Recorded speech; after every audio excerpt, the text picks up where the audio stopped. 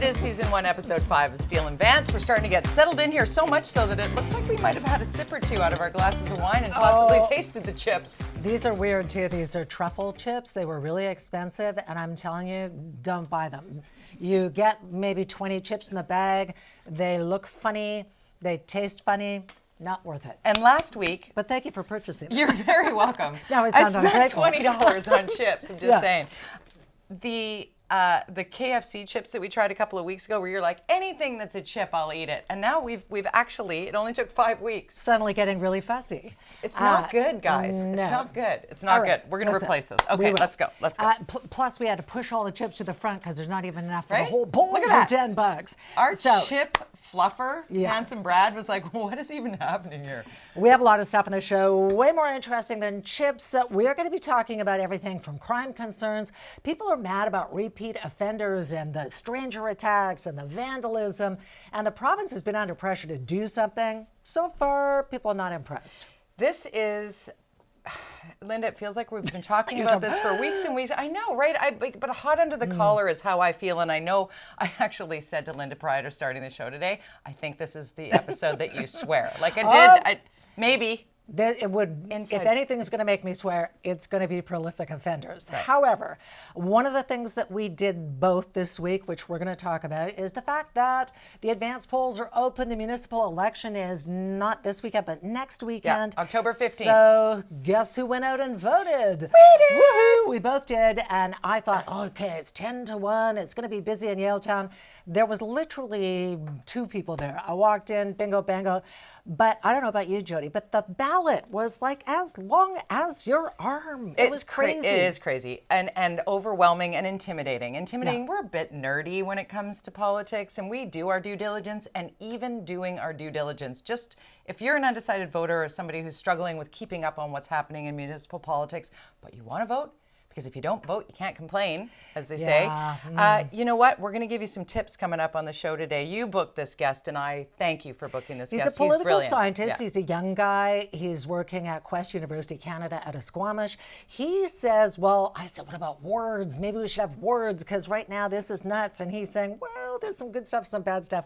So stay tuned for that. One of the other things we're going to be talking about today is this patriarchal idea that when you get married, the woman should have to give up her identity and change her last name. And a lot of people are perfectly happy to do that, but there are lots of ways to sort of get around it if you want to have children and you want them to carry on both of the last names. Yeah, got a couple of opinions on this one for sure that I'll share in this segment. Just a couple. And strategy that I use that might be helpful for some. We also have a mutual friend. Our friend Drex actually took his husband's name. Right. So he's no longer Drex Wilcombs, he's Drex Chan. And he's not even Drex, he's Justin. So there, it's all very confusing. Drex Chan. So good for him.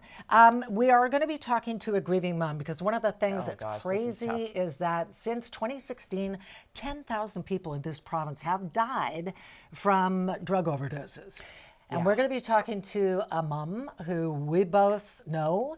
You know her better than I do, who lost her son. And she has written about it, written in such a searing way that will make you stop and go, oh, I'm going to have to think about this for a while. She's going to come on and tell her story. It's called Holden, After and Before, and that's Tara Maguire. She'll be joining us a little bit later in the show. She's an absolute treasure of a writer and a book that must be consumed. I, like so many who know her, I knew Holden when he was a baby bump and was able to actually put him in my arms when he was just 2 weeks old. Good friends with both Tara and his father, Bill. And so this is all a story that I've kind of lived ongoing, and I'm so proud of what Tara's done with the grief. And you've read the book, and what you and I have talked about. Brilliant. We're going to share it with you. So make sure you stay tuned for that segment with Tara Maguire. She's a real, and yes, she is that Tara of Terry and Tara in the Morning on QMFM. She puts it, she was Lisa LaFlamme. Yeah, like so many people in the media industry. Bye-bye, here's the box, you're out the door. The other thing we're going to be talking about is the concept of a 4-day work week, because that sounds brilliant, doesn't it? Yes. Right? It's not humane to only have 2 days off. You got to do the laundry and the grocery shopping and all the errands, and there's not enough time to just decompress. So a BC city is actually trialing a 4-day work week at City Hall, and I think it's a great idea. You? I actually do, and Tim Ferriss Morris, who was the guy that wrote the book, The 4-Day Workweek, he has a podcast that is an excellent listen. But reading along with why and how it would work and how it actually might work for employers and might even actually, Lynda, be a bit of a glimpse into why finding the employees in today's sort of new established post-COVID or endemic or wherever you are, we'll explain it in the segment, but there might be something to what's happening in Merritt. For sure. Can we talk about Hockey Canada? Because, oh my goodness, all over the news today, Hockey Canada is losing sponsors like they're dropping like flies. Let me see if I can remember them. Tim Hortons has pulled out, Scotiabank, Chrysler, Canadian Tire, Chevrolet, Canadian Tire, Quebec Hockey, Ontario Hockey, BC. TELUS, that's huge. BC Hockey, not yet pulling out, and I think that's a big mistake. I'm going to put it right. I'm going to slide this across the table.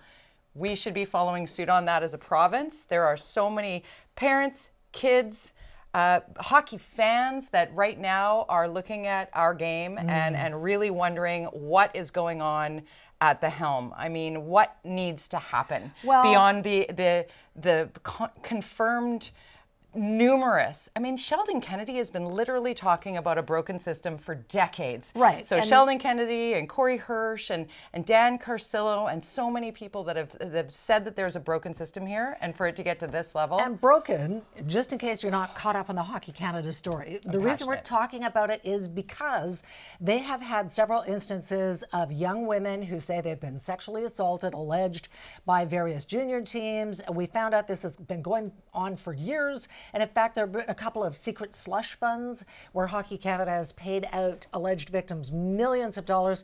And they've been called on the carpet, and they have not really changed their ways. And they have an interim female head who's just kind of going, it's the media is making a big stink of it.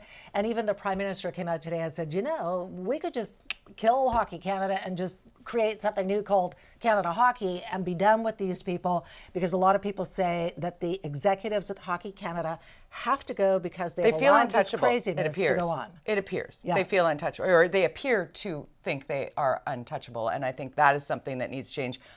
I predict we'll be talking about this story moving forward, Lynda. I predict Hockey Canada will probably be gone by Monday or next week, maybe by the Monday after. Something's going to happen. But anyway, big show. Still ahead on Steele and Vance, from vandalism to stranger attacks. Violent crime is on the rise in BC, and many repeat offenders will play in a game of catch and release with little or no consequences. And Jody, that has got to stop. It does. We're going to talk about that next.